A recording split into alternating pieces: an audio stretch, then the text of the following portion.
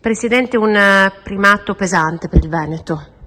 Purtroppo siamo passati dal secondo posto al primo posto in termini di costi di energia e di gas.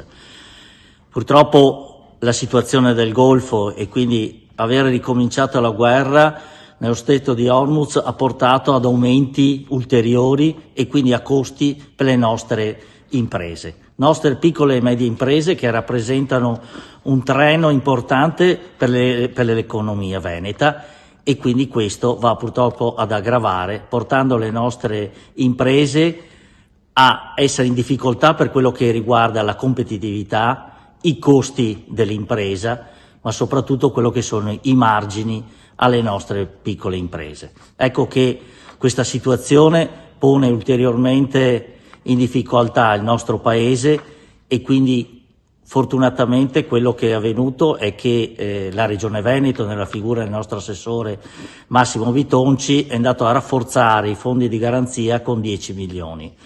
Il tema quindi energia e gas da un lato e credito dall'altro sono i due temi che dovremmo d'ora in poi cercare di lavorare per migliorare e poter far continuare a vivere le nostre imprese per quello che è il loro futuro in questa situazione molto difficile.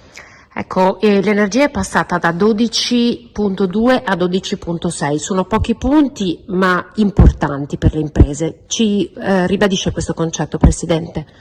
Sì, pochi punti percentuali, ma che rappresentano quello sforzo che le imprese devono fare per mantenere la loro competitività. Quindi devono andare ad erodere quello che sono i loro guadagni per poter continuare a lavorare e a far vivere le famiglie della loro impresa, ma anche quello che è l'economia nostra veneta e nazionale.